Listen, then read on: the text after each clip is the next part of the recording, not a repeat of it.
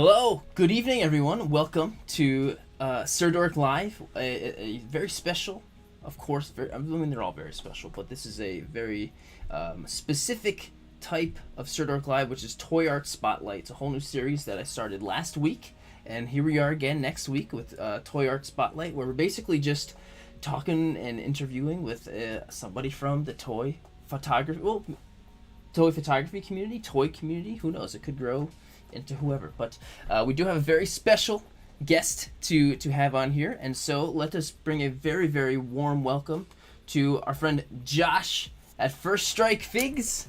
Josh, how you doing tonight? Hey, I am fantastic. Thanks, man. Thank you for being here. Thanks for being on this this membership to be on the channel. So basically, this Dork Master tier that I have on the membership. If you end up joining that tier, you get to be on with this, and so you're like one of the very first guys to do it. So thank you for that. You are awesome, and I'm really looking forward to talking tonight. Yeah, I'm excited. Thank you for doing it, Jared. This is super cool. Super cool. Thank you, man. And we've got a bunch of familiar faces in the live chat. We've got Tanner is here. We got Toy Immersion. RJ Stubbs is here. Will is here. Carter Cateau is here. And Emerald Knight Photos. Figgy's here. We got the whole gang is here. So thank you guys for watching. If you're watching live, thank you. And if you're watching not live, that's awesome too. If you accidentally clicked on this video for a second and clicked out, thanks for that too. We're just happy to have you here. So, Josh, give us just tell me about yourself. Tell me about you and your toy journey, or where to start. You know, give me some you. It was a cold fall evening, I think, in 1982 when I was breathed into the world, and it didn't really start there. You know, God, I don't even know what to kind of think about in terms of kind of how I got jumped in. I think similar in terms of a lot of other folks is I started collecting figures when I was really young kid. My mom and dad got me into He-Man and Masters of the Universe, He-Man is Masters of the Universe, G.I. Joe and Transformers, and that was a big deal for me. And then realistically, as I got older, I got into like Ninja Turtles and early Toy Biz, like X-Men stuff. That was my life, by the way. It's X-Men, early life. So I've always been like collecting figures, and over the years, I just kind of started amassing more and more. And unfortunately, you kind of grow, and you know, you get in and out of hobbies, things like that. But I got back into it heavy mid 2000s with the Marvel Universe line, the 3.7-inch line. Oh yeah, definitely. Yeah, and I started getting all those, and my wife was an enabler, I think, in that, because she would always buy them for me at the store and kind of help me hunt everything down. And then when Legends relaunched their 6-inch line back in 2012, I got hooked even further, and I started kind of buying more figures and taking them out of the boxes, leaving them in boxes, and then just it kind of grew from there. And I jumped into the photography aspect. Did we lose me, by the way? Can you still hear me, Jerry? There we go. Yeah, you got you. I got you. Oh, okay. Perfect.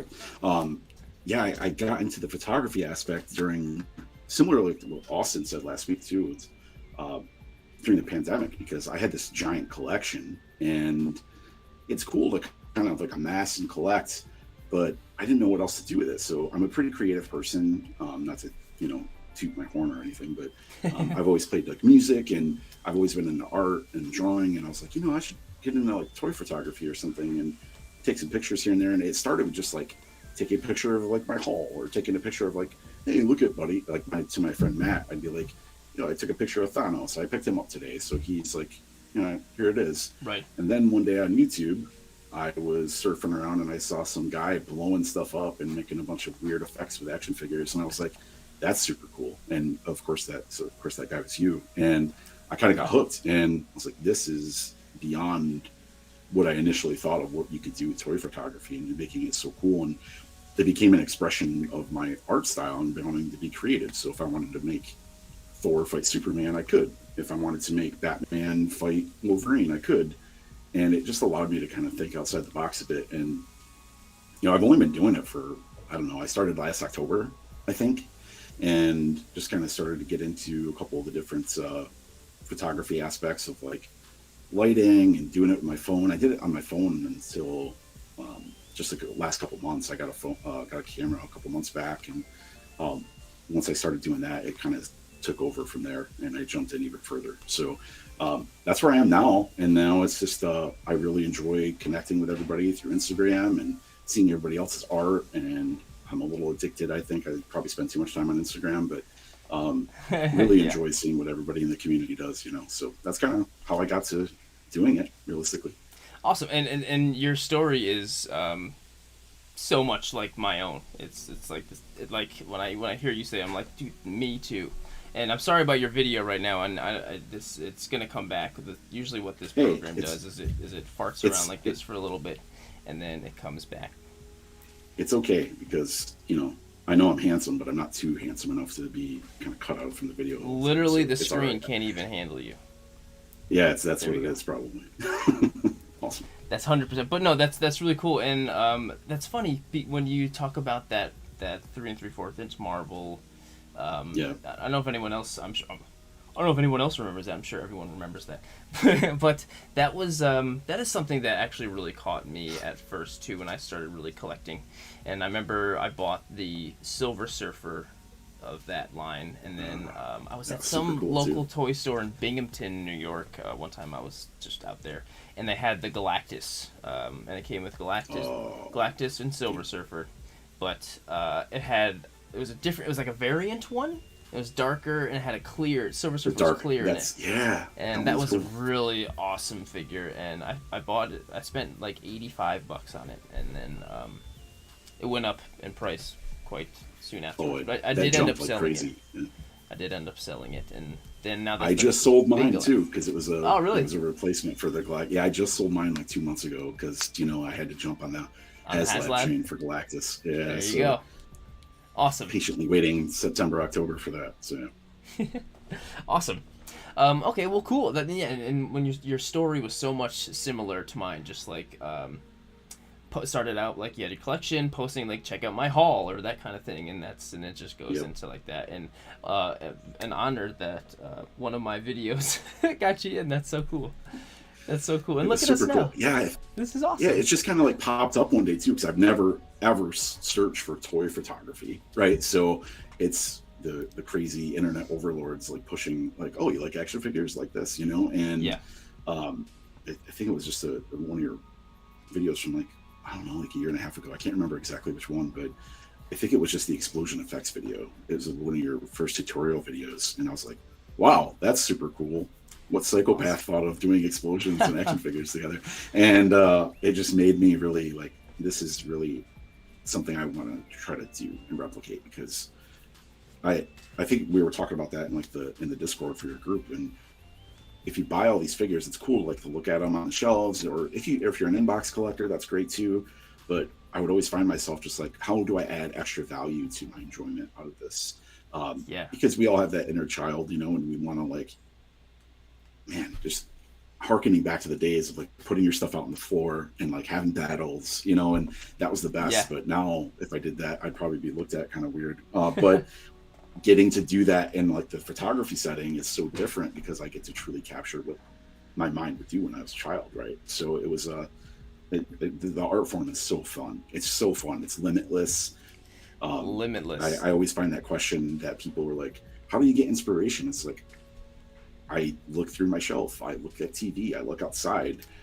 Yes. And it's easy to lose inspiration, and I completely understand if people get stuck in that. But like, man, just sometimes just pick it up a figure, throw it on the table, play with a light. Like that can inspire you to do something different. And it's so limitless as an art form. It's so interesting.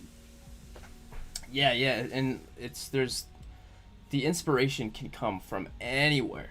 So like I always try to say like keep your mind open all the time. When you're driving home and you see like a water tower and you're like, cool, that kind of looks like this. I'm like, oh well, and then an idea comes. Like it's just it comes from anywhere. So one question I have is, as far as like the equipment or gear or something that you use, like how different is it now compared to like your first couple photos or anything like that? Well, I mean, just probably just like a lot of people, my first thing was I had my phone and I held it and took a picture, and then I think it evolved into, hey, let me put this light over top of it, and I held my phone and took a picture, and the light was like a desk lamp or whatever, which is completely valid. It's completely useful, right? Absolutely. You could do this on a budget, which is crazy, which is really awesome. But now I'm using a camera primarily, and I'm using 4 or 5 lights or something typically, or I'm investing in Lume Cube and Ulanzi light rigs, and I have a setup in my room now to where I like set everything up so I don't have to constantly tear stuff down if I'm doing indoor shooting. Oh, so you kind of have like a permanent spot for your it's shots? not super big or anything. It just sits over here. So that's just like your spot. Like a little. Yeah. That's where cool. I spend a lot of my weekends, and I was coming here for a few hours, take some shots. Yeah. That's an interesting thing about, because I don't think I have a permanent spot inside that I go to for photos. Like, I mean, I guess I do most things outside, and I have some of my favorite spots, but that's kind of cool. You kind of have like a permanent little toy photography fixture in your living space. I think that's really cool. It is. It's interesting because I'll use like extreme sets diodes are really versatile, so you can kind of use them in a couple different ways, or just like a black towel. The black towel literally just hangs there, and I just put different stuff in front of it, and it just sits there easier. But like black towel as like a backdrop kind of, then you can just kind of put I saw that on your video. Use something dark and put it up in the back. Awesome. Yeah, it's I a do the great same backdrop. Awesome. That's so cool. It's super easy. So what are you using now for your gear? Like what camera are you using? I mean, I'm using the Canon Rebel T7. I got that. Awesome. I actually started with a T6, I believe, and the megapixel was fine, but I got a lot of noise from it. And what I found was I was actually using these other lights that I would catch the light, if you know what I mean, like in your photo when you would process it, it would have these vertical lines, and no matter what focal range I was in, it was constantly doing that. So I upgraded to the T7. I've got zero problems. That thing is so versatile. Cool. Okay. And I've knocked it over like 50 times on accident. It's still kicking. It's doing a great job. And a couple different lenses. I use the 50 millimeter primarily, but I have my buddy Way Snaps on Instagram. Okay. He's the best. He talked me into. He didn't talk me into it. He talked about it, and I was like asking questions, and I'm getting the Sigma 105 millimeter macro, and that's coming like tomorrow, I think. So I'm super excited. Oh, that's exciting! So what kind of plans do you have for that? I don't know, because I don't know what to expect. You know what to expect. Right? So I know it's a macro lens. Yeah. So like, how close do I have to be? Like, his shots are so cool that they he has this great constant blur effect, but it's not overly blurry where it's like kind of jarring. It's so smooth and crispy, and his shots are so good. So I was like, well, what do you use? And I just asked him. He let me know, and I found a great deal on one. So I don't know what to expect yet. I got to play around with it, awesome. Trial and error, and see what happens. I've been super interested in getting a macro lens. I've never used anything that I can get super close and stuff. So I've been super interested. So I'm really curious to hear how that goes with you, because if it works, and as long as it's compatible with my camera, maybe I'll look into it. Because I've been really and the one thing I really want to do, I wanted to have the ability to do, is get super close to things, so then I can have and so that's something I bought the 24 millimeter Canon, like the small, and I bought an extension tube as well. So if I wanted to do macro stuff, but I wasn't getting super great results from it. It's just because I don't know what I'm doing, to be completely honest. And trust me, I know. So yeah, I just press buttons, man. I don't know what I'm doing, but I tried that out for a bit, and that was okay. But the 24 on its own really opened up a lot of views, so I could get super close and still get that wide range. So I use that sometimes too. So the 24 and the 50 are my primary lenses I'm using, but I'm really excited for this new one tomorrow. I can't wait to bust it out tomorrow night and see how it goes. That's super exciting. Yeah, I definitely want to hear. Well, I mean, I'm sure I'll hear about it, and I definitely will see. Hopefully, we'll see some results very soon on Insta. Definitely want to see that. And that's interesting. Excuse me, that you say you started with the T6, and now you're kind of using the T7, the Canon. And usually when I'm like recommending like cameras, like that's usually the T6 or T7 is what I'll just say, because that's what I started with. It's awesome. Sure. It's super good. And I just kind of obviously they're different models, but I just kind of always imagined them being like remotely like almost the same thing. Just because I just that's just because of my lack of knowledge. I just imagined they were like T6 or T7. Either one of those is good. But so the noise was working better with like low light kind of noise, like, or was it? Yeah, Like... it was kind of like the low light noise, and then when I had, if I was using a Lume Cube, the small cube pieces, I wasn't seeing too many problems, but I only had the one Lume because they're when you're starting out, you're kind of doing things on a budget, so you're getting like cheaper lights at first. But so the first couple lights I had were like these like no name lights that I was using until I got some Lume stuff, and which is completely viable too, because guess what? Now I'm using those, but on the 7 I haven't had any problems with them. But on the 6 it was like catching it really weirdly, no matter what like aperture settings. Yeah, it was really I was really struggling with it, so I had to do everything super bright. And if you look through my page, I'm not a super bright, vivid photographer. I tend to kind of lean towards dark colors and stuff, and I really like to kind of bring that down on that focus point and use that. So awesome. That's so cool. This is so awesome. I'm learning so much about you, and then I just like there's just so much stuff forever that like you can never know everything, and I mean not that I'm anywhere near that, but I'm already learning so much about the Canon stuff, and even the cameras that I'm always like, you should use this. I'm always and I'm learning stuff. This is just amazing. So your favorite photo, let's go over here. So first of all, Josh is at FirstStrikeFigs on Instagram. FirstStrikeFigs. So anyone who's watching this, please make sure to go check out and follow First Strike. Josh, follow him. Right now he's at 2803 followers, 2803. Let's get him to like 3,000. Let's get him to 3,000. Yeah. Let's do that today before we're done. Right now. Yeah. So I'm going to be refreshing as the day goes on, you guys. So, yes, please go. But actually, no, I am curious to know like where the name First Strike comes from. Did it kind of just like dawn on you, or is that kind of like? No, that's a story in and of itself. So great. Great. I like to talk about stuff, Jared, so you can always ask me. Back in, because we were talking before the stream, I'm actually originally from New York, in upstate New York, and I'm on the West Coast now, but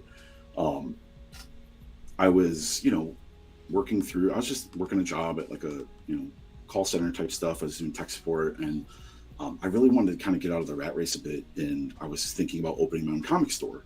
So cool. I started amassing comic lots, and I was buying stuff on cheap, and I was getting action figures and Magic the Gathering, and I was kind of utilizing that to work at my friend's shop in upstate New York called Infinite Lives.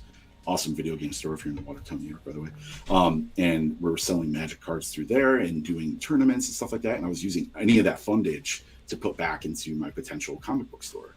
And I named it First Strike Comics, and that was the name. So when I started doing toy photography, I was like, First Strike is awesome. I've always loved that name. So I just moved it in. That is so cool. That's so awesome. That was not knowing, because who knows, some people's Instagram names are just like, I just thought of it. But that's so cool. That's like an actual piece of your life. So what happened to First Strike, the store? I landed a pretty good job, and me and my wife had to make the tough decision to move out west, and we did that. And with that idea, I kind of left it behind, because out where I am now, it's there's plenty of comic book stores, so I don't want to jump into that. But so I repurposed the name, and because it meant something to me, something I was really trying to drive for. Yeah, that's so cool. So like the legacy of the store is still living on through who knows, something that maybe one day or even already it will grow even bigger than the store. Who knows? Who knows? Like I think that's like really cool. Like that's really, really awesome. And so I'm gonna start. I mean, I've been kind of keeping an eye on the live chat too. So if you guys got questions for Josh, throw him in there, and if hopefully I can catch him at the right time, and I'll ask him. And actually, so Commander Gree says, "Yet nice, another upstate New Yorker." All right, and Siva is here too. Siva's an upstate New Yorker too. Go upstate New York. That's awesome. That's so cool. All right, so yeah, we're a very interesting breed from that area, that's for sure. I guess we are. I mean, look at this. So I asked you what your favorite shot was. I was like, I want to get your favorite shot ever. I want to stick it right in the thumbnail. And so this was your favorite shot, and this is also the one that you put into the tournament that we did last week. So That's it, yeah. Just like, I don't know, who knows? It could just be like, you just kind of like this one, or why is this one? Why is this your favorite shot? The first answer that comes to my mind is that SH Figure Arts Luke is one of my favorite figures I have on my shelf. So that thing is just super cool. It's so good. So once I put it in the spot of the photo, I was like, this thing is so photogenic. It's going to be so cool to take a shot with this.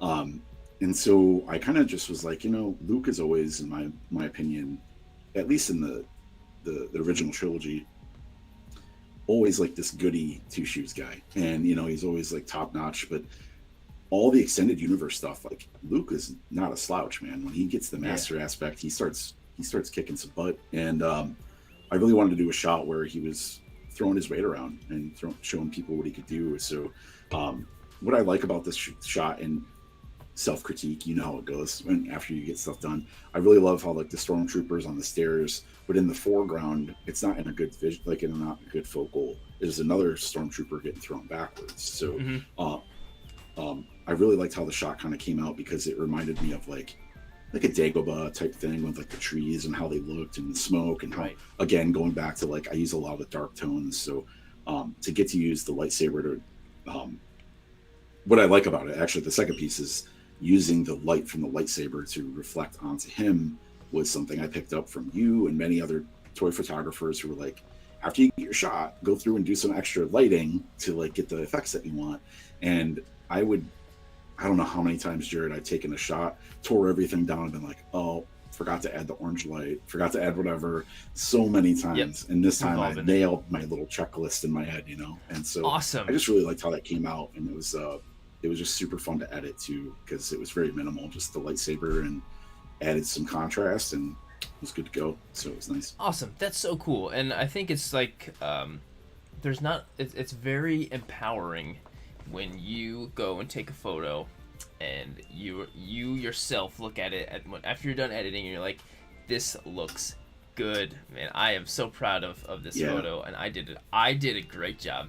Like that's really cool, and it's a very great feeling, and I'm glad that you were able to get that feeling. I mean, the shot is awesome. So, and I have some more questions about this shot specifically. And actually, I'm trying to. Who was it? It was Lucan. Lucan Shoots Toys is here. He says, "What editing software did you use to get that lightsaber effect?" That was probably my second or third time using Photoshop. I moved on from GIMP. I was using GIMP primarily for like all of last year. I just got a Photoshop subscription, so I started using that, and nice. I just did the old Gaussian blur trick and added the layers in. And cool. That was done. The little flare here right at the hilt is really cool, and I'll try to do something like that also, but that's very different than the way I'll ever try to do it. And so what did you do to achieve that? I used the lasso tool, and I just drew it. Oh. And then I filled it in with like white. Yeah. I'm not super good with effect stuff yet, so I'm still learning all that. So like the primary thing I do is like fill it with white, add Gaussian blur in the colors that you want, and that's kind of what I do. Yeah. I haven't really gotten into a lot of the digital effects outside of like lightsabers or like gun blasts. Me straightforward. Neither. But that's really cool. And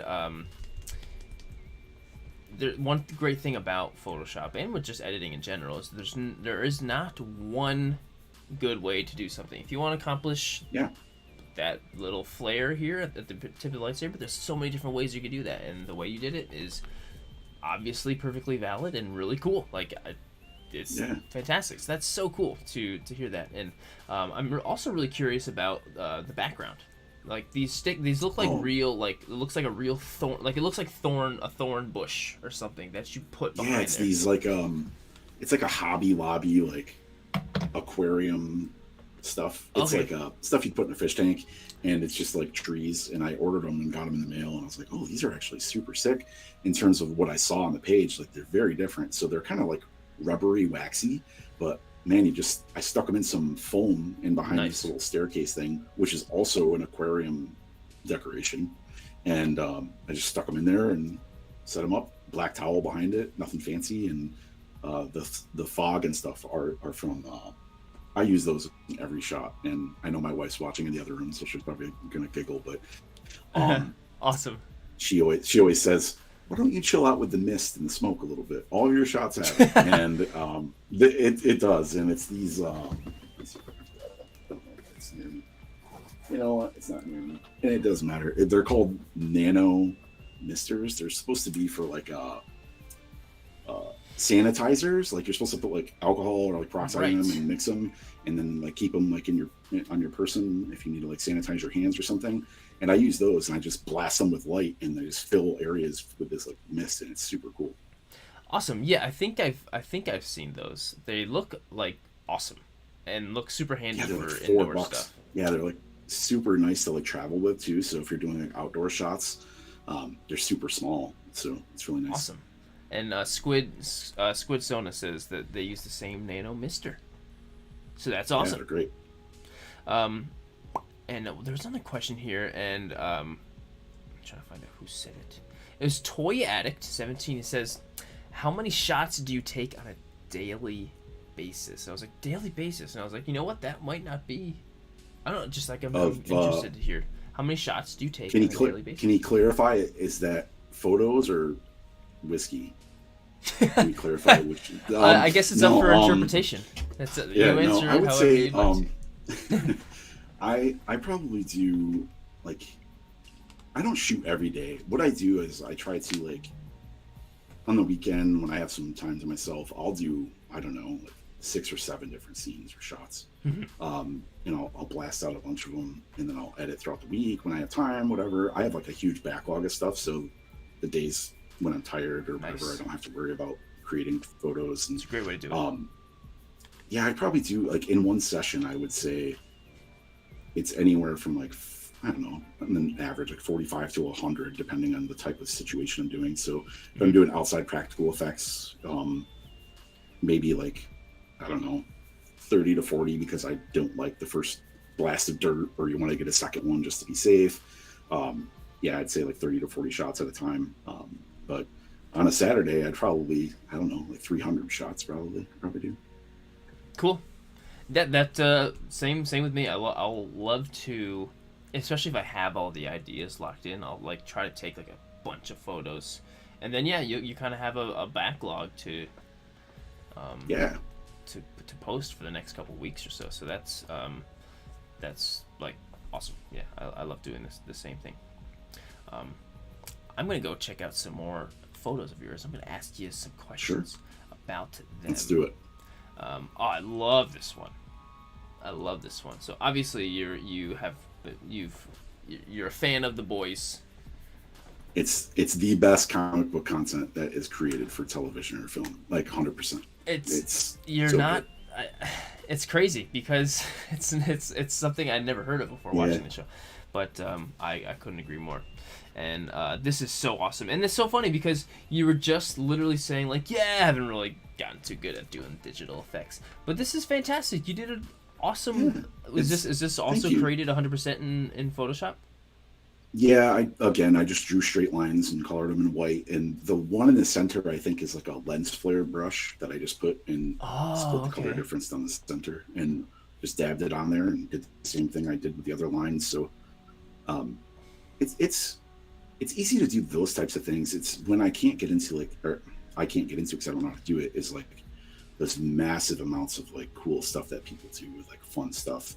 So like what you're seeing right now is like an app just on my phone that does like motion and adds some fun effects for like that little blinding effect. But that's literally just me pressing a button. I didn't do anything. Okay. So Well, still, but no, I think this is honestly, I couldn't think of a better way to incorporate that really cool beam, like because they had that little kind of interaction in the show.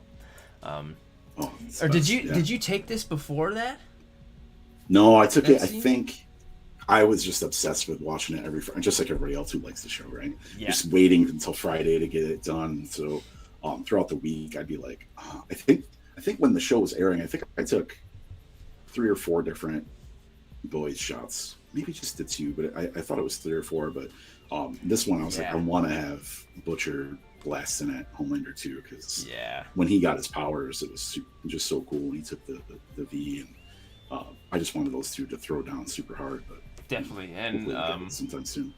I don't have I have the Homelander. I got the Homelander, but I don't have the Billy Butcher. I'm assuming he's also just as awesome. He is, yeah, but it's more of a straightforward figure. I think Homelander has the really cool texture of the suit. I mean, Butcher's just a guy in a black shirt and black pants, but Mayfix knocked it out of the park too, because the accessory. I don't know if you've seen the accessory. It comes with the baby. The baby. Season 2. Yeah. Yeah, it's so great. I can't wait to use that in a photo. I was gonna say that would be a really cool photo. Myself. Awesome. And so I know you've had another really awesome Homelander one recently. That's just like super clean. Where is it? This one. This one is super duper clean. Like this is a fantastic. Some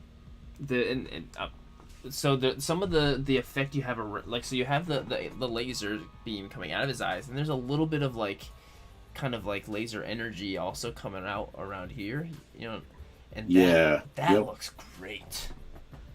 Smoke brush. I just downloaded a brush pack for free brush pack, and I resized it, lined it up with the eyes, put it on there, and did the same exact thing I do the lasers. Yeah. Awesome. That is fantastic.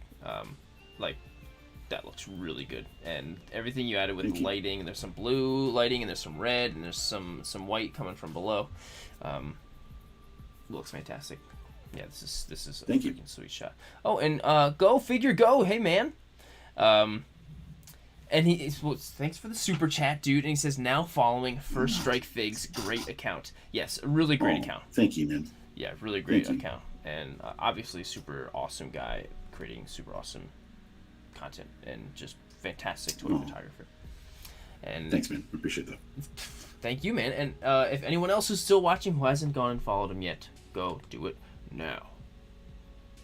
And give me some behind the logo. Tell me about the logo. Sure. Well, I saw everybody had a logo, so I was like, I should probably do that to watermark my stuff and kind of make a brand. And I am not good at any of this. Like in terms of marketing, I have zero idea what I'm doing. So I'm just literally following the pack with this stuff. But as I said, I've been into art and stuff my whole life, but music is a huge passion of mine, and I played in bands for years and created stuff. I still create some content here and there for music. And when I was doing the logo, I was like, I got to do something that's kind of badass. I can't just do like a, you definitely can see so I gotta influence in the logo. Yeah, so very metal influence. I tried to do an 80s thrash metal logo, and there's a really great artist on Instagram, and I can share that information out if people are interested. But he does really cool commission work, and he designed the logo for me. And he's like, "What do you want to see for the logo?" I was like, "I don't know, man. I'm a photographer, so put a camera lens in there and put some crossed axes or something, And he delivered. Like, all right, really cool. Yeah, awesome. Yep. Yeah, it absolutely 100% is. Because making a logo and having your own, that's like super fun and super expressive, and you can kind of show yourself in that, and just like all art basically. But I can totally. This is very much. It's very you. I think this is a very great kind of idiosyncrasy for you. So I think that's well chosen. I'm actually thinking of doing something new for next year, and every year changing it up. So I was thinking about doing some cool like a Lovecraftian style logo or something like that. Awesome. So kind of thinking about that. Yep. Cool. Okay. Cool. I can't wait to see it. Okay. So Toy Stories has a good question. He says, "Hey Toy." Well, first of all, hey Toy Stories. He says, "So I'm looking to get a new camera, in the coming months. I have the T6, so should I upgrade to a T7, or what other camera is good? I mean, the upgrade to the T6 to the T7 for Josh was, according to him, was a really great. Worked well. And when I changed, because when I had a T6 and I broke it because I accidentally dunked it in a waterfall, so I had to get a new camera.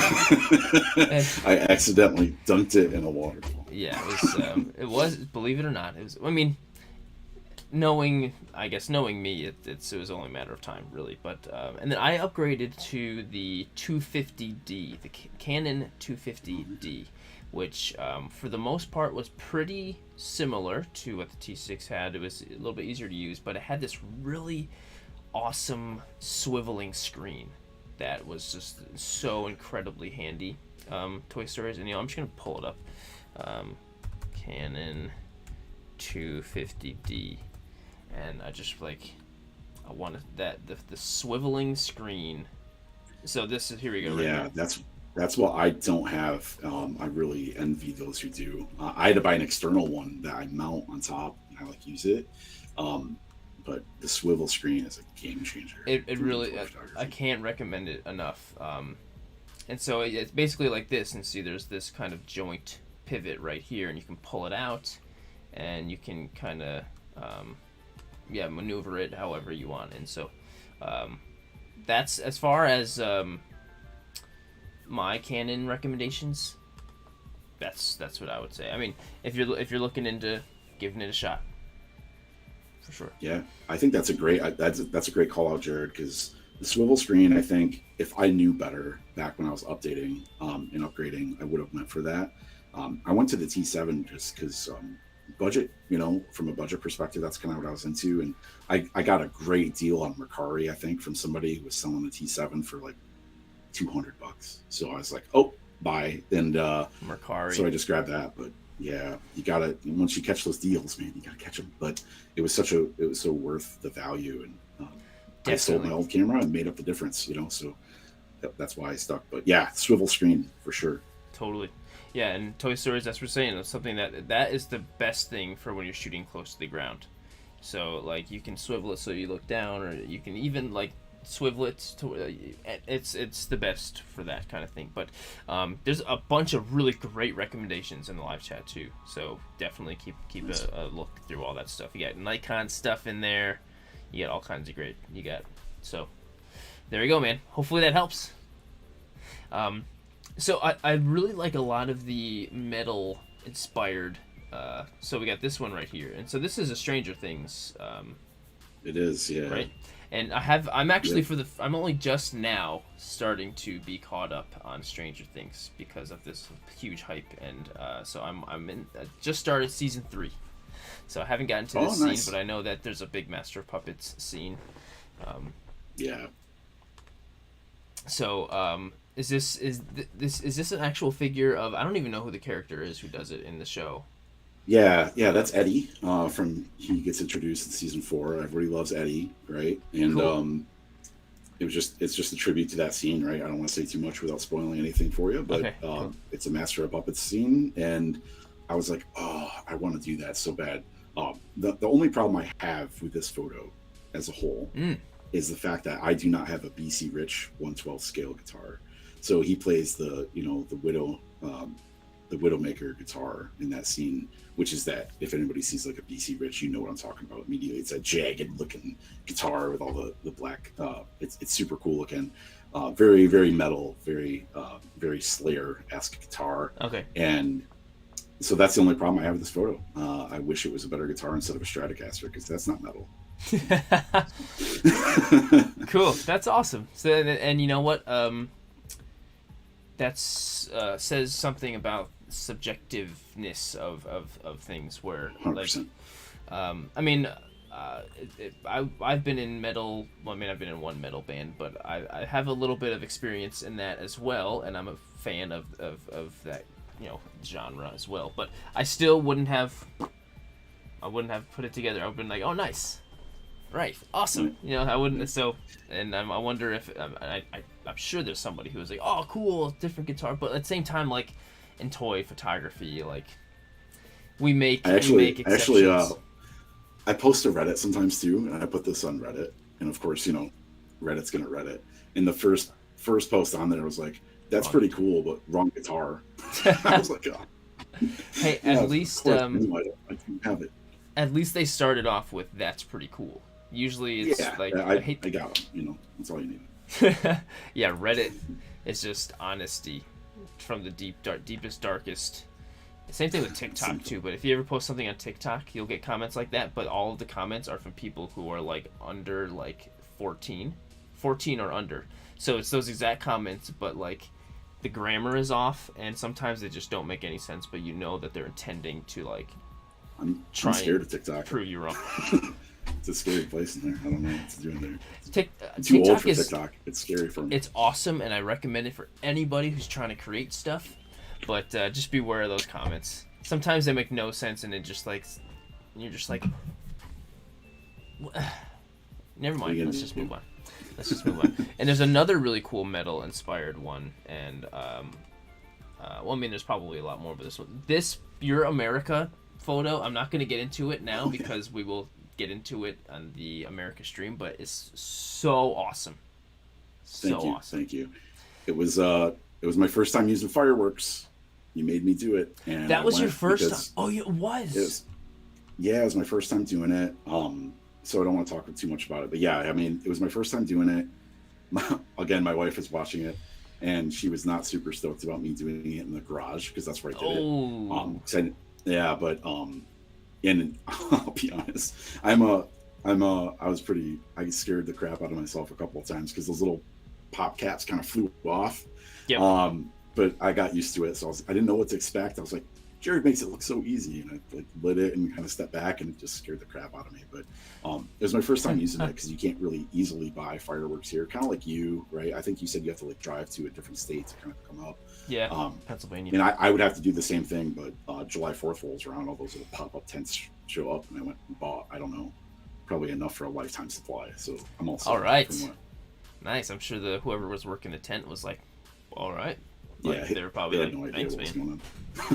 But yeah, this shot is so cool, and congrats on your first fireworks. And I mean, I don't want to say congrats because congrats has a kind of implication that like there was some type of fortunate luck involved. No, that was you accomplished that because you did it. So that's so awesome. There's so many awesome. Here's another metal inspired, but there's one specific one I'm looking for. That I saw. Which one is it? Here we go, the Iron Maiden one.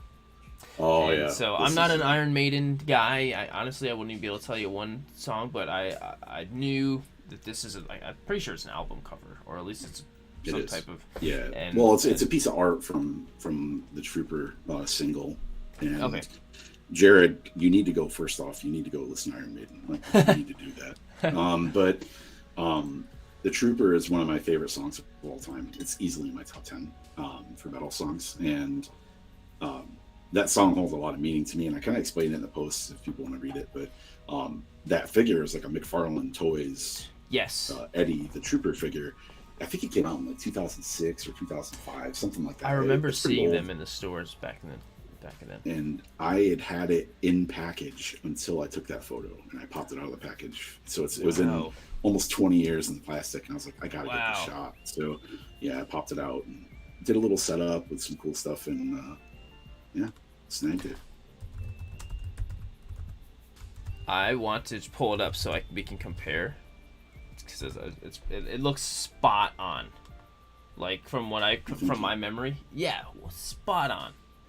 That is so cool. I mean, obviously, the figure has the thing, but that's not. You can't just. It looks better. The light. I mean. Thanks. I'm sure of course, you critique yourself, right? The only thing I don't like, and I'm pointing at the screen like you can see my finger, is the flag in his hand wouldn't go through the hand, because like I think over time in this package, like the hand shrunk, and I'm sorry if anybody from McFarlane's watching, but like McFarlane stuff, especially back then, is pretty fragile, so you have to be super cautious. And I was trying to jam it in there to get it to like hold where it's supposed to, and it just wouldn't go. So I didn't force it anymore. Well, it does. I mean, obviously, that's something that probably you would know, and only you would know, and doesn't at all take from the photo itself. But I totally stand by that yours is better, because the lighting is so cool and dramatic on him. And I mean, it's different. I mean, obviously, it's two mediums. I can't, but still, like, it's so much more interesting. Thank you. With so, and you know what? I'm sure I've probably heard this exact song, but I'm sure you have. But I mean, I think as homework, you should probably go do that, and then cool. Send me a message of how much you love it. All right, I definitely will. I mean, I grew up on a lot of, I guess, this era of metal, but it's not usually my go-to type of thing that I'll listen to. I'm usually more newer kind of stuff. But you know what? Yeah, me too, man. But going back into the old stuff is so important to like kind of see what happened. And I was in a band for years, and we were just playing a lot of like very deep metal, and I talked the band into doing a cover of the Troopers, so it was always a close place in my heart to be able to get to play that, and like to take the photo was cool. Yeah, that's so cool. And like, if you guys ever had released that, that would have been the album. Well, not the album, but the whatever artwork for that would have been so cool.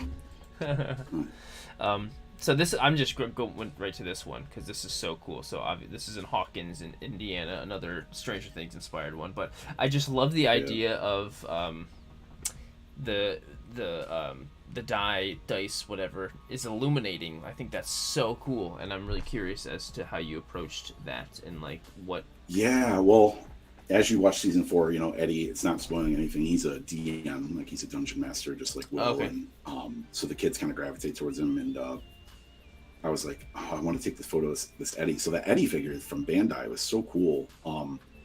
It's so basic. That's all the figure is. It comes with nothing else in the package.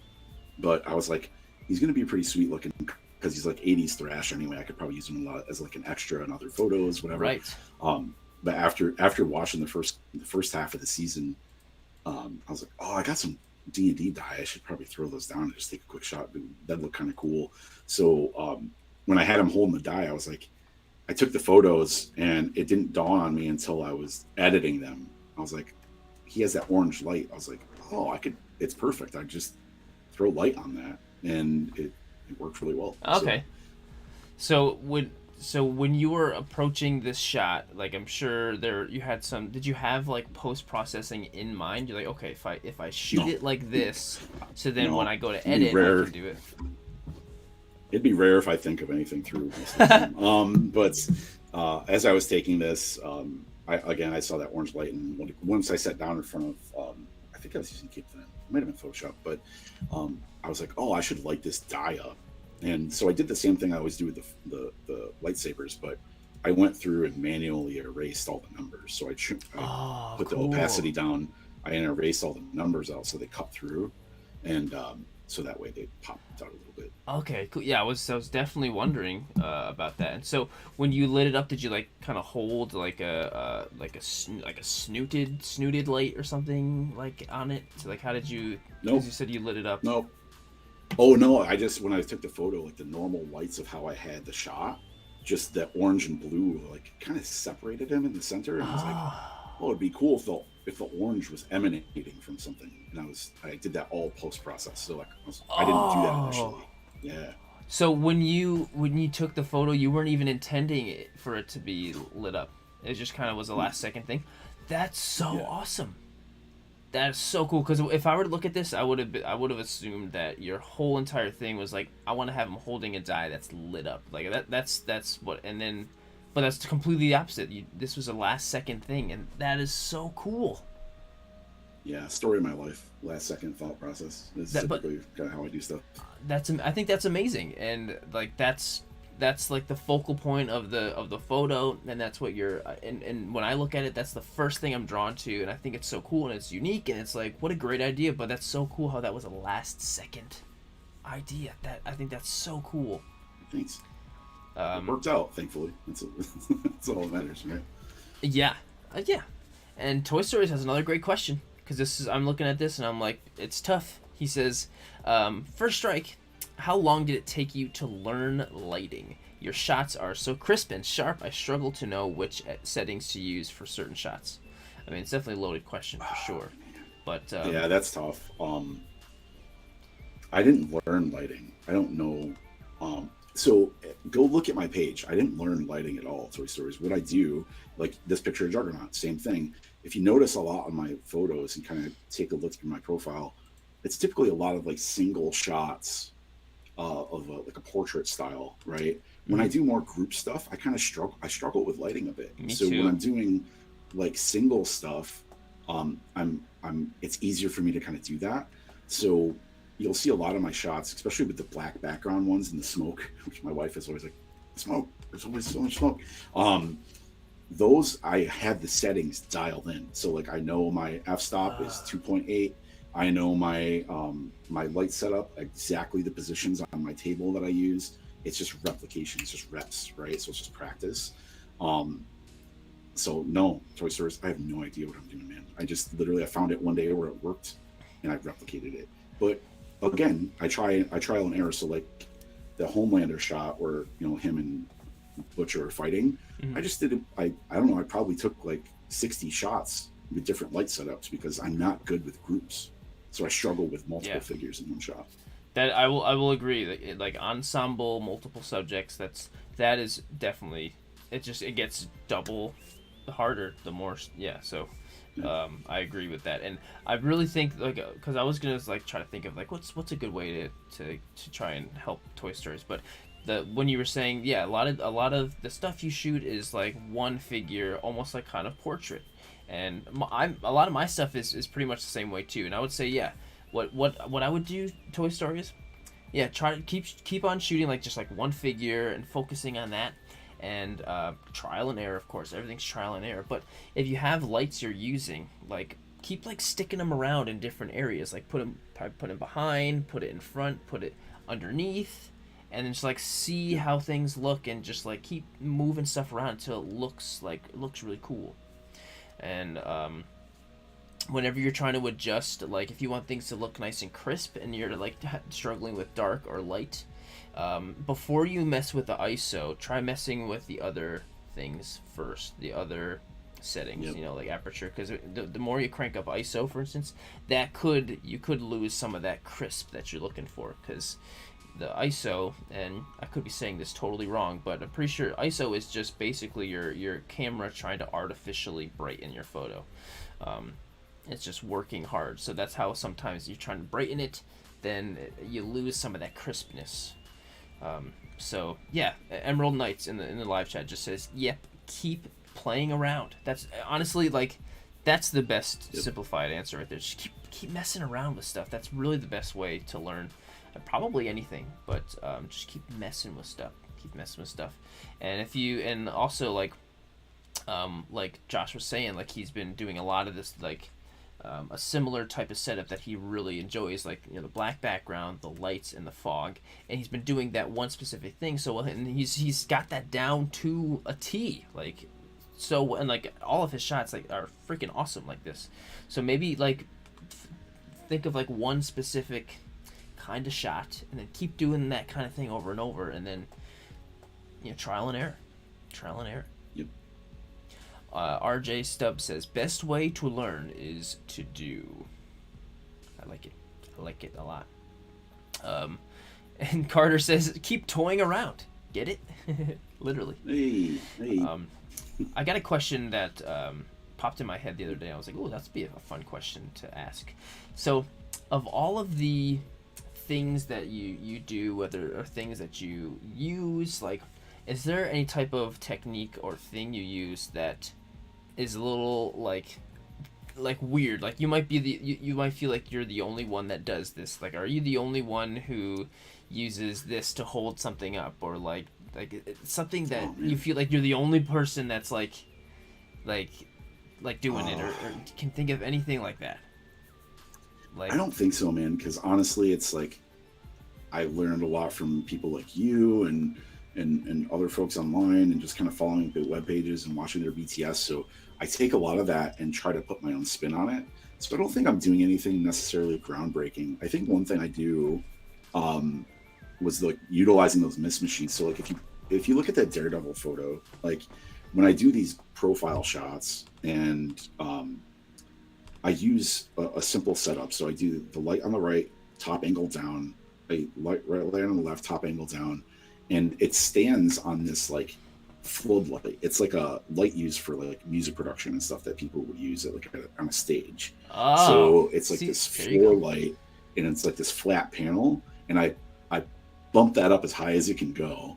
And on these shots, so I don't use the black towel all the time. What I do is I use a cardboard box with black poster board that's like a gloss black poster board.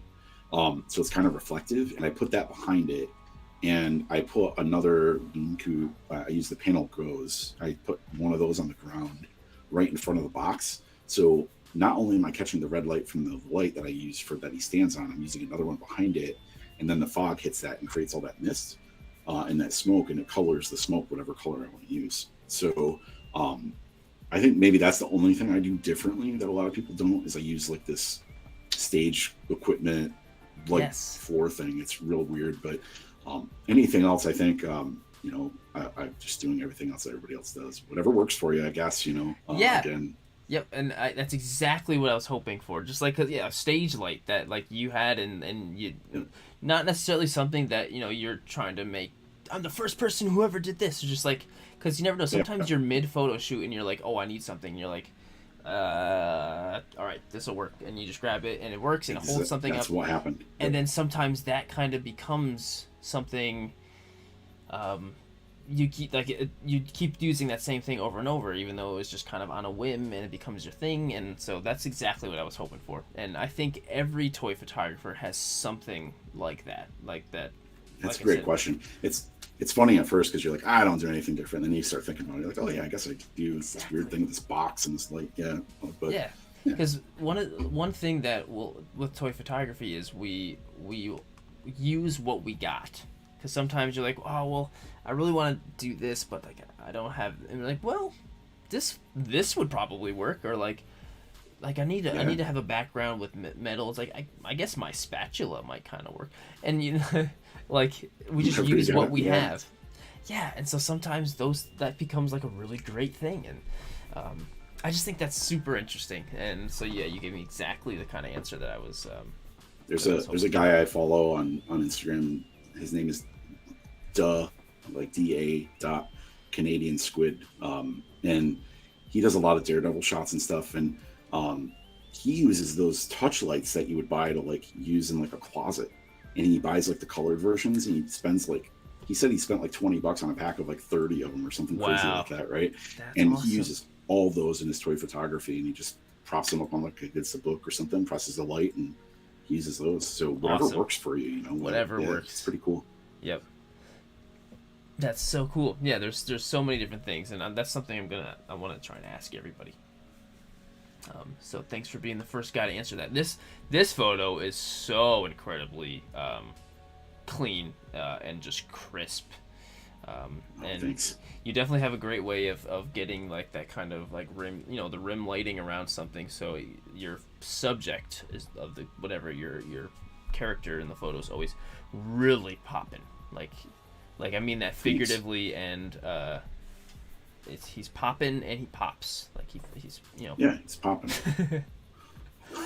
So and yeah, it's exactly what that's definitely a theme with all your photos. Here's a perfect example of that. Like, so you have these Transformer dudes, which I'm not gonna be able to know which guys these are. Is one of them Starscream? No, it's Megatron and Soundwave. Sorry. Megatron's on the right, and then Sound. No, you're fine. But a great way to make these some of them somewhat pretty dark-ish characters really pop on a dark background. It's the way you have things lit. It's so great. Yeah, it's hard to mix. I think everybody who does photography knows it's really hard to get those darker figures kind of lit the right way sometimes, because if they're glossy, they produce and they absorb, like they reflect that light super easy. And then you have like Spider-Man, who You know, if it's a Marvel Legends, he reflects it really nicely. But if you're using like a Mezco on cloth, it's like a different piece altogether. Definitely. And it's just it gets interesting. So each photo is a challenge because each thing on your shelf has its own unique characteristics. 100%. Yeah, 100%. And Ren in the live chat says experimentation of settings and light in the middle of the photo shoot is fun and helps give you different looks. Yeah, just like just keep moving it around until it looks good. You don't have to get into technical stuff. Just keep farting around until it looks cool. Yeah, and then that should be your motto on your page. Just farting around until it looks cool. Keep farting around until it looks cool. Yes, and I just noticed that. Okay, there we go. Your camera's back. I gotta figure out why that does that, because that seems to be a recurring theme where everyone turns into Missing No from Pokemon. Just a big, just digital monster, which is a Digimon. Anyway, I'm just gonna not get into that. But all right, I'm just gonna keep going down, and I'm gonna keep an eye on the live chat too. If anybody has any questions for Josh, like now's the perfect time. Ask him anything. This is so cool, and my Marvel knowledge is not super great, but the way this is just so eye-catching. Like, tell me about that this one. That was a pain in the butt, man. I'll be honest. That one, I struggled with this one because my Photoshop knowledge is super lacking. So like layering and masking, I have no idea what I'm doing. I just I fart around until it looks cool. Yep. So that's Radioactive Man. You know, he's a villain in the Marvel Universe. And I just always thought he looked cool because he's kind of like that transparent plastic. So I blasted it with green light as much as possible. I actually set my light settings a lot lower than normal. So more light was captured as much as possible. And then I took, I don't know, like 50 or 60 photos. So this is, I think, like 3 or 4 photos combined, because on my flip out screen that I have, it's an external one. Sometimes the color isn't exact what it looks like. So when I transpose it over to the computer, I have to be cautious. And he was way too bright. So I had to drop all the contrast and settings. And then I had to make him illuminate. So I used the lightsaber effect, the trick. But I had to do it by cutting out all the suit and like doing all that manually. So for a shot that honestly probably should have took me for like 20 minutes in editing, it took me all night on a Saturday, I think, one night. So I think that's exactly how I would try to think of it, doing it too. Is that exact way, and it came out great. Where's Linda? We need Linda to come in. Yeah. I need Linda. So yes, we do, and I feel like I saw her earlier. But yeah, she's a whiz, and she'll have to help us with that on the next one. But no, this shot is so cool, and yeah, totally eye-catching. And of all, a very small thing, is whatever you did to the eyes. I mean, I don't know if that was a post thing, but that is it's perfect for how you did this. Everything is great.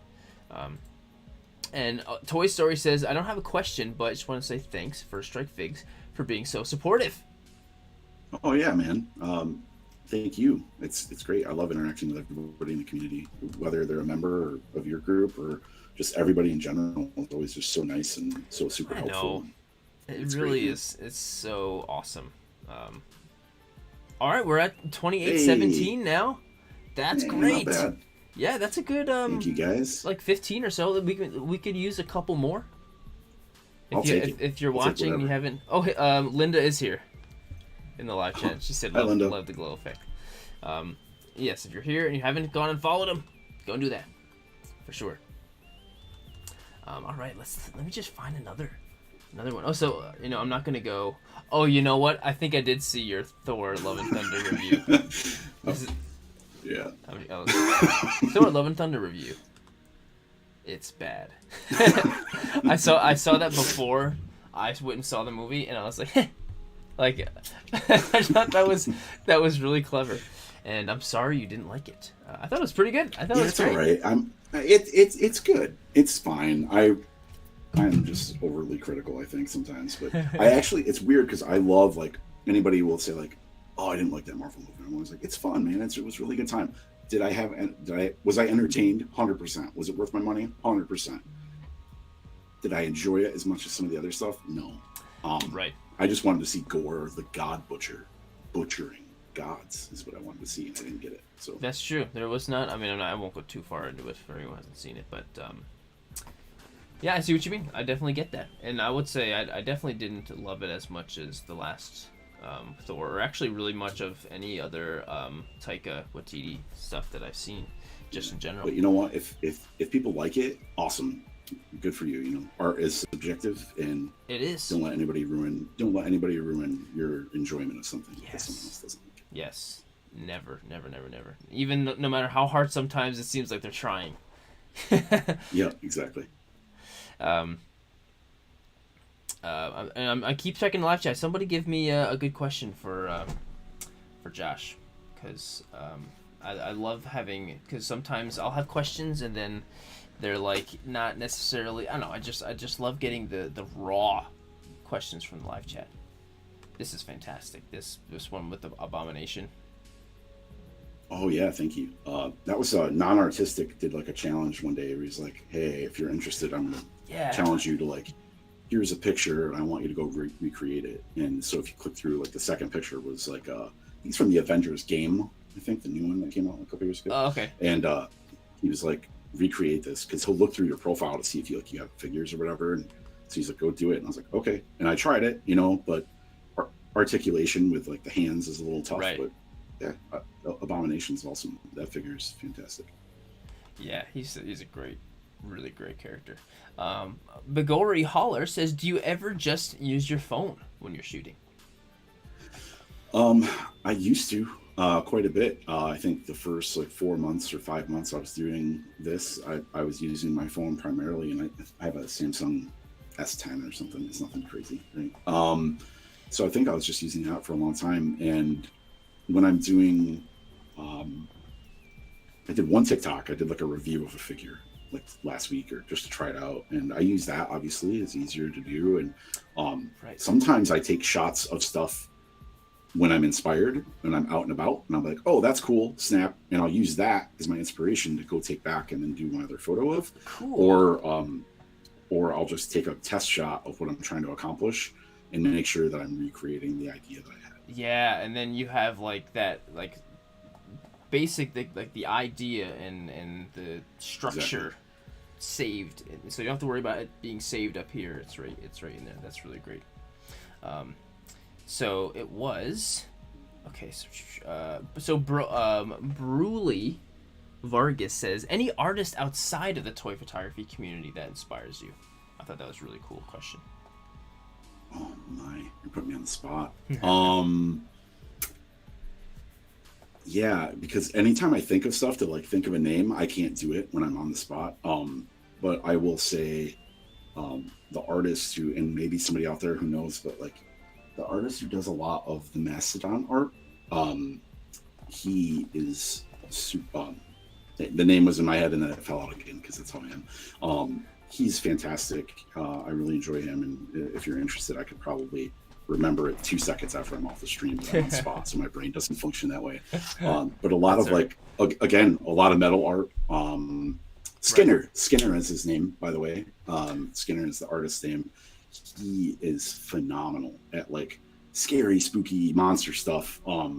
And if you don't follow him on Instagram, you should, because he's one of the most funniest people I've ever encountered in my entire life. Some of the stuff he engages with, but he's a big inspiration for just a lot of people, I think, in general. But his art is awesome.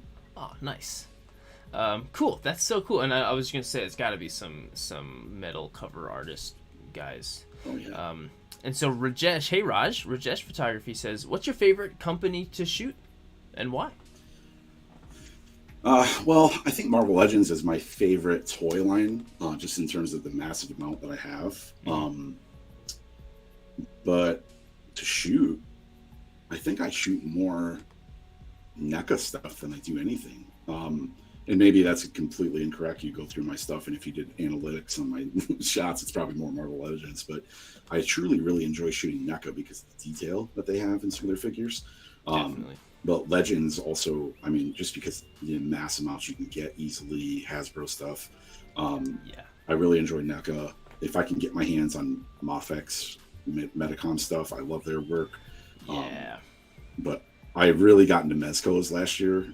unfortunately, because I spent way too much money. So I'm really enjoying Mezco figures, and they're super fun to shoot because they provide such a different challenge than hard plastic, because you really got to play around with lighting and stuff on those. Yeah, and those like with like I remember when I first started seeing Mezco things, I was like, I don't really like the way they look. Yeah, stocky. I didn't either. I was like, who wants clothes on their toys? Yeah, like that was the first thing I jumped to, you know? Yes, I agree, and I always thought that made them look kind of wide and stocky. And but once you kind of hold like your first one, and like I remember the first one I ever held was a friend of mine. He had the Nightmare Batman from Batman vs Superman. That was so awesome. And I just remember being like, wow, this is actually incredible. This looks fantastic. And I still to this day only own one Mezco figure, and I do have some on the way that I pre-ordered like a really long time ago. That like 4 years ago. I think we all have Mezcos on the way at some point. So. Yeah, it was supposed to be released in January of this year. It's the 3-pack of the Zack Snyder's Justice League stuff. Yeah, the Batman, Flash, and Black Suit Superman. So can't wait for them to come. Yeah, it'll come out in 2027 probably. Yeah, and you know what? That's fine. That's fine as long as it comes. So another question that I would like to ask is, what character or whatever figure what character would you love to have and love to own that doesn't exist in an action figure form yet, or doesn't exist, and that it's like, why is there not a figure of this? I want this.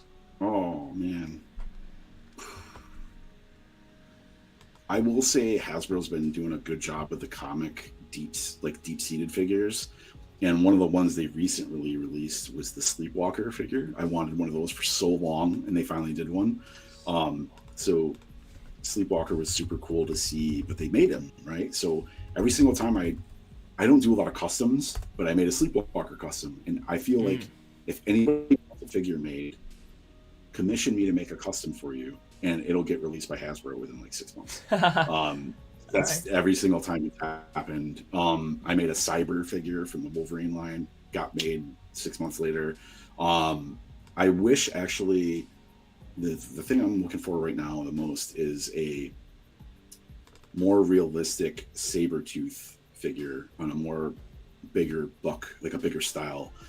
They just released the Age of Apocalypse one last year that was on like a bigger style body, but I'm looking for that early 90s X-Men Jim Lee style Sabretooth. I know what you mean. With a bigger style. Marvel selected a really good one, but his articulation is just not. It's just right. It's a Marvel Select, so whatever. But I'm really waiting for Legends to do a Jim Lee style Sabretooth. I know they are. They're just waiting to pull the trigger. Right, but it's coming. I need it. So that's the figure I need. That's cool. And my answer for that question now, and I'm going to try and come up with a different answer for this every time I ask it, but my answer for that is, why is there not the Grinch figure? Why is there no Grinch? And I want a Jim Carrey Grinch, and I want NECA to make. I was just about to ask you, do you want Jim Carrey or do you want the cartoon? I mean, I'll take any of them, but I feel like we need Jim Carrey Grinch. And I think if anybody makes one too, it should probably be SH Figure Arts, because I feel like they could really pull it off really well. All right, that's interesting. If anybody does it, it's got to be them. I mean, I would love it to be them. I just when I think of it, I just instantly think of NECA doing it. It just seems like something they would do. But I would love the Figure Arts. That's a good answer. I love that. I think if I had another shot at that question, but NECA's already doing it, so if anybody knows, is the Krampus movie. They're releasing the Krampus figures this year, and I cannot wait for those. So super have those been revealed? It wasn't revealed. They did like a sneak teaser of it early this year. Yes. Okay. So I would hope it's either coming late this year or early next year. So I need them. I need all of them. I need Krampus. I need the Angel. I need the little worm jester. I need all of it. The little bear. Yep. Yes.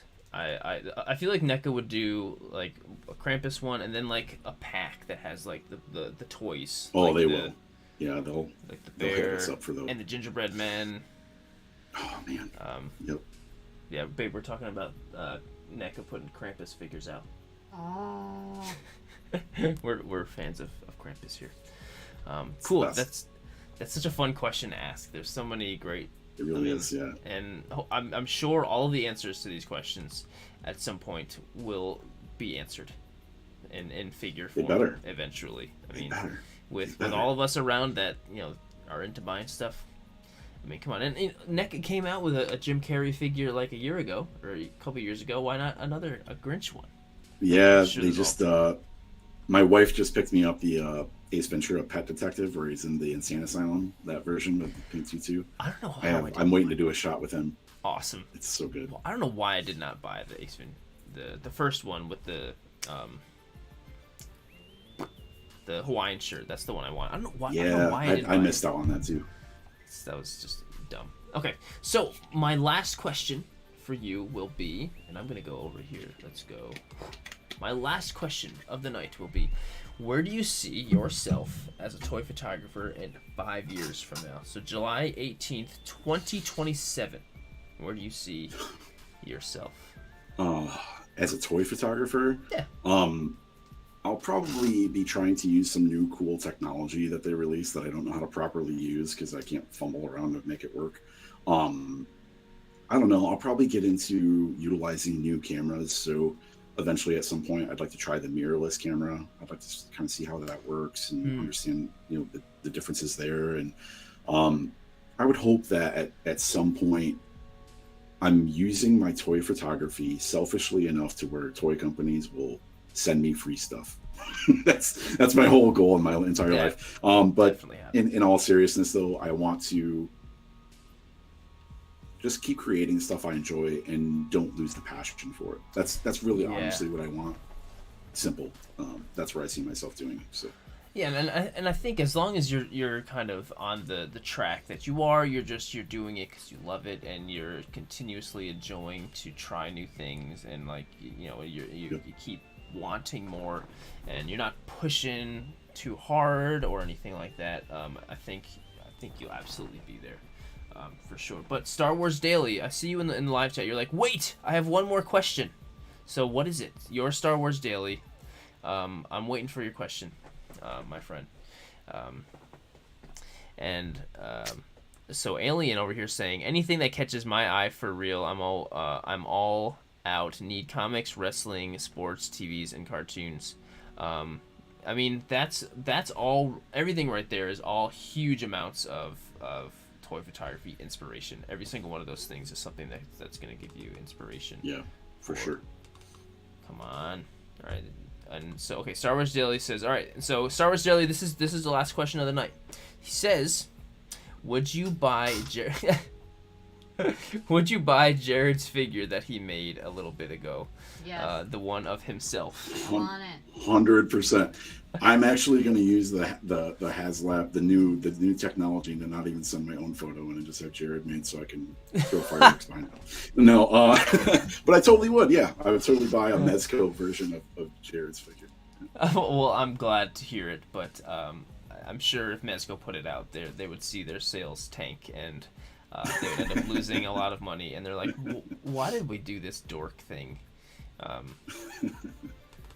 But that's really funny that it's your Star Wars Daily. I was totally expecting like a real question. You give us that? That was a very real question. It was a very real question. With very serious consequences. That's so funny. Well, okay, that was a good question. That was really good. All right, you guys, and Josh, I'm sorry that this is happening to you. So this is what I know we'll fix it. It's okay. I have a and everyone who's trying to see that epic beard, that can't right now. Okay, so hopefully that will fix it. Come on. It's trying. Look at it go. It is definitely trying. That's for sure. It's trying, yeah. It looks like a weird amorphous blob. It looks like it's very strange. If you remember from this is what I think of from Man of Steel when Zod first makes that first kind of like message, yeah.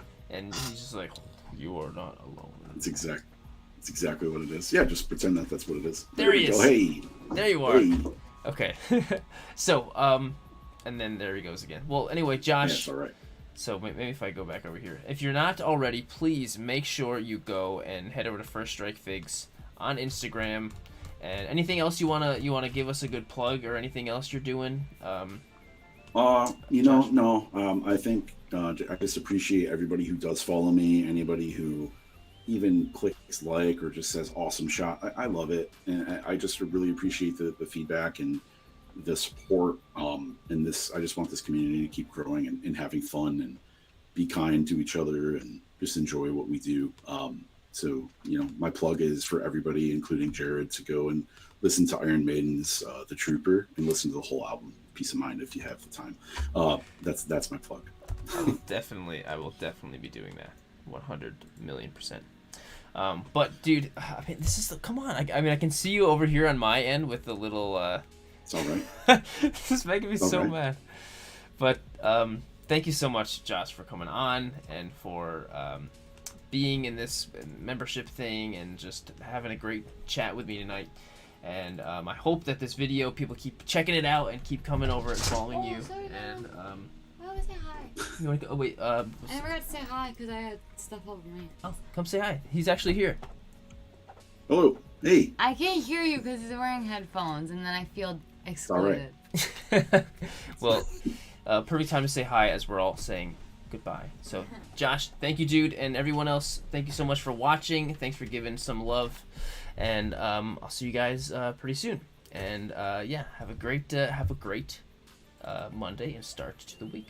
So, see you guys. Awesome. Thank you.